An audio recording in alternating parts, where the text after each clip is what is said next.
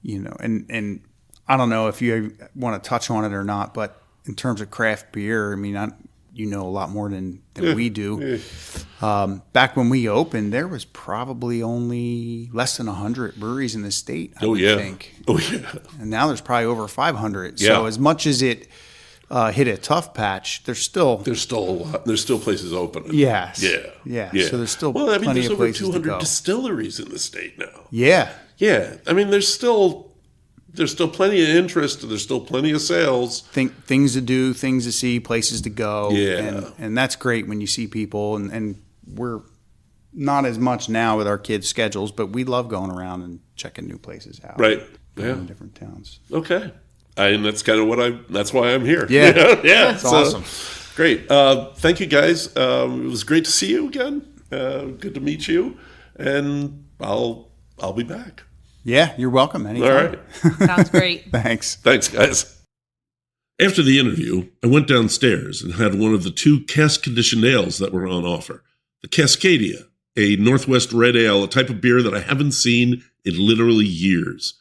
It was well poured and presented, and as they say, in excellent condition, which means it was bright and clear, fresh and aromatic. A delightful glass of beer altogether. I finished it with relish and hit the sunny sidewalks of Mill Street. As I said, there are 2 coffee roasters in town. I had stopped at Java Momma earlier. They're on the north edge of town, sharing space with a UPS shipping store, convenient for their coffee shipping business, and offering a great cup of fresh brew. It's a big, airy space, welcoming to all. They make a point of that, which is quite nice these days. And sweets and snacks to fill in those corners that coffee doesn't, quite. I got a latte, chatted with the manager, and kept moving. It was a busy day. Not too busy to enjoy that latte, though. In the interests of keeping you fairly informed and staying awake, I went straight to the other coffee roaster in town, Bason, which is on Mill Street in the old police station, an imposing stone building. The coffee shop looked more like a bank lobby than a police station, but it looked more like a coffee shop. Full service, too. A variety of coffee drinks and 2 taps of nitro pour cold brew, which was what I went to. I'm a sucker for this stuff, and I drink it without my usual dose of half and half. It was great, fresh, delicious. Loved it. Like Java Momma, Bason has a good shipping business going, and you can get their fresh roasted beans sent to your home. They're running the full range of beans, too, from the richly dark Monsoon Malabar to a light, bright Guatemalan Huehuetenango. My cousin Judy taught at a mission school in Huehuetenango, so I like to support them by buying the coffee when I see it. And it's a good bean, nutty, but sharp. I ran over to Bloomsburg at this point for another interview, more on that later, and I hope to be going back to the area soon to get an interview at a 100-year-old soft drink company. And then I came back to Danville to talk to Ben Yeagle, co-owner and brewer at Rock God Brewing. I found him sitting outside the brewery in a lawn chair, soaking up the sunshine. They weren't open on this Tuesday, but a mutual friend had set up the visit. Thanks, Jen. Rock God makes no secret of its name origin. There are guitars, guitar art, and portraits of guitar heroes all over the place, including a really cool mosaic of a guitar set into the bar top made from hops and malt. Tap handles are all Rock Band bits, a guitar neck, a mic, drumsticks, a chunk of a keyboard. Ben told me a story I've heard many times before. Homebrewer taught a buddy to brew, they opened their own place. But there were 3 interesting twists. First, the building had been a family business, and when the owner passed, they essentially gave it to Ben to take his shot. It's a pretty neat generational thing. Also, Ben's a skilled guitarist who will sit in with bands that come to play at the pub. And, well, unlike some of the places where you hear that same, "we were homebrewers" story, the beer's pretty damn good. I sampled a flight. The flights come on a guitar neck tray with a rod holding hard pretzels, which is a great idea. I started with the horseradish pale ale, which was another great idea, but the earthiness of the root won out over the spice and flavor. That worried me a little, but the next beer, a dry stout, was right on the money at 4.4%. And the Black Hole Sun Black IPA, every beer name is a song name, that was mighty fine stuff. Black Hole Sun was the inspiration for the brew pub, the first beer Ben and co-owner Gary Ernest brewed for the taps. It had a bright hop character and a great roasted malt flavor. big fat riff of flavor. I had to go. There was one more place I wanted to get to in town, but I was just out of time. I'll tell you about it. Shade Mountain Winery has a tasting room in town. Actually, come to think of it, it's not technically in town. It's across the Susquehanna in Riverside. It's in the old train station between the former Pennsylvania Railroad tracks and the river. They sell wine by the bottle and the glass. There's a selection of snacks for sale, and they have entertainment outside in warm weather. The setting looks great. I'll probably come back another time. I do definitely plan to come back to Danville to ride the Manley Robbins rail trail. It's a short trail, only a couple miles, but I want to ride it for two reasons. First, years ago, I noticed a modern covered bridge on the trail as it ran along Route 54 north of Danville, and you know I have a thing for covered bridges. But I also have a thing for history, and it's believed that this trail is the oldest rails-to-trails conversion in America. The Manley Robbins Trail was converted from railroad line to bicycle trail in the 1890s. That's right, the 1890s. Cycling was new and all the rage, and as I mentioned, the iron mills that used the railroad to haul ore were shutting down. Converting the unused railway to a cycle path made sense then, just like it does today.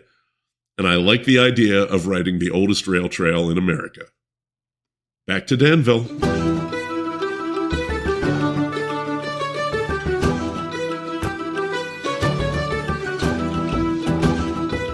Hey, St. Patrick's Day has always been a day of remembrance and music and feasting in our family.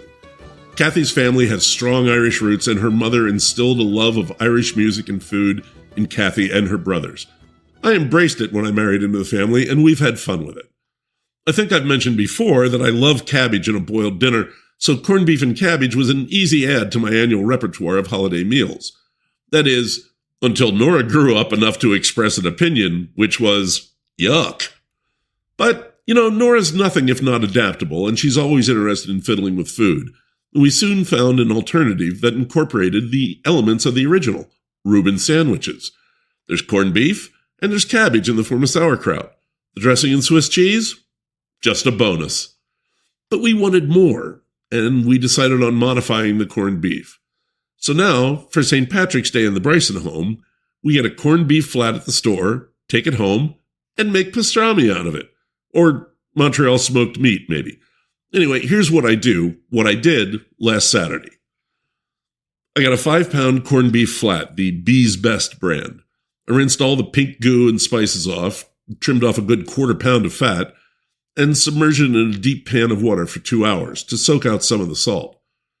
And then I rubbed it with a blend of spices similar to Montreal smoked meat, in descending order of volume: black pepper, paprika, onion powder, coriander, garlic powder, celery seed, dill, red pepper flakes, and dry mustard. I wrapped it in thick plastic wrap and put it in the fridge for 2 more hours and got my Kamado Joe going. I was aiming for 250 degrees. Just before I put the heat-deflecting ceramic plates in over the hot coals, I dropped in 2 chunks of oak wood for smoke. Once the temperature settled on 250, I put the spiced corned beef on the grate, closed the lid, and let it go until it hit 165 degrees internal. It had absorbed enough smoke at that point, so I moved it inside to a preheated 240-degree oven. I put the meat on a double layer of aluminum foil, bent it up around the meat in kind of a boat shape so I could pour in a 1/4 cup of beer, the Bonfire Night smoked beer from Workhorse Brewery in King of Prussia, Pennsylvania. Then I wrapped it up tight and put it in the oven. When it hit 200 degrees internal, I took it out and let it sit on the counter for 10 minutes. Then I unwrapped it, let it cool enough that I could touch it, and thinly sliced the whole thing. Wrapped it up and put it in the fridge for the next day, Sunday the 16th. It was time for dinner. We assembled the Reubens: marble rye from Burkholder's Market, Russian dressing, thin-sliced Swiss cheese, silver floss sauerkraut, and a good thick layer of that smoked corned beef. We spread a thin layer of Duke's mayonnaise on the outsides of the sandwiches, put them all in the cast-iron griddle. They were absolutely worth the work. The meat was tender and flavorful. The dressing and kraut and cheese made a glossy, goopy accompaniment. And the 13.2% Boulevard Brewing rye-on-rye beer I had with it was fully up to the job. Whew, a rye wine. Wonderful beer, wonderful meal. Then the next day, on the actual St. Patrick's Day, the 17th, we had another great Irish-type meal down at Elk Creek. They decided to have a music session, inviting local musicians playing guitars, fiddles, Julian pipes, flutes and tin whistle, drum, and vocals to sit at a long table in the middle of the bar and just freeform it. And they did for over 4 hours. And to my great surprise, long-timers told me it was the first time they'd ever done this at Elk Creek. I was shocked, given the depth of musical talent in the area, but it was grand. People played, they sang, they read poetry, they even told jokes. I got to join in on a couple of songs, which was great fun. The evening was fueled by a great batch of Big Trout Oat Stout on nitro dispense in big 20-ounce glasses. Kathy had Irish stew with lamb and spuds and mushrooms and a rich gravy. Nora had another Reuben that was at least as good as ours, and I had a corned beef and cabbage sandwich. A thick slice of tender-cooked corned beef topped with beer-braised cabbage and cheese on a potato roll. Wow, it was a bit of a sloppy mess, but it was so damn good. And the place was full on a Monday night. By the end, we were already talking about when to do it again and what to sing and what to drink. And Lord, wasn't it all just grand? Life in Central PA, folks. It's all about the people. That's the show. My thanks to Damien and Maria Malfara for the great interview. It was so great to see you again after all these years. As always, you can find pictures for this episode on Instagram at Stag Podcast and on Facebook at Seen Through a Glass. If you're listening to the show on the radio at WSOV, there are over 50 more episodes to enjoy, including a Milheim episode and a Nittany Valley episode at seenthroughaGlass.podbean.com. That's Podbean, Podbean.com.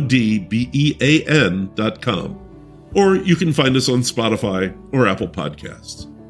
If you'd like to toss a bit in my hat to keep the show going, I have a coffee button in my Instagram link tree, that's at Stag Podcast, and at the Facebook page.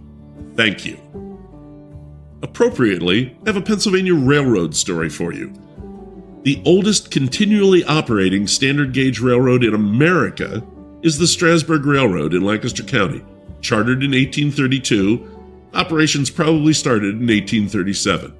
It's a popular excursion line with about 300,000 visitors a year, riding historic wooden rail cars pulled by steam locomotives 4 miles from Strasburg to Lemon Place, Pennsylvania, where the railroad connects with the Amtrak Harrisburg-Philadelphia main line. And it also regularly hauls freight to and from the main line as well, with those same steam engines. And another story. My grandfather, Newt Schisler, took my sister and I for a ride on the railroad when I was about 6 years old. We lived about 2 miles from the railroad, and I could hear the whistle blow from our house. We were about halfway along the trip at the Cherry Hill crossing when Newt saw 2 children he knew standing by the line to watch the train pass. He grabbed 2 cartons of chocolate milk from the snack cart, pivoted, and tossed them underhand to the kids from the slow-moving train. Then he turned and pulled out his wallet for the stunned vendor and paid him. He was quite a guy. I'm happy to report that I actually know what the next episode is going to be about. Well, kind of. I have 3 more interviews done, well ahead of schedule for once, and I want to stay that way. I think the next one is probably going to be an interview with Wild for Salmon's Steve Kurian, because that's a great interview, the one I got when I ran over to Bloomsburg, but no promises. I've got 3 interviews to choose from. It's an embarrassment of content riches. Until then, thanks for listening. This is Lou Bryson on Seen Through a Glass from the smack dab center of the Keystone State.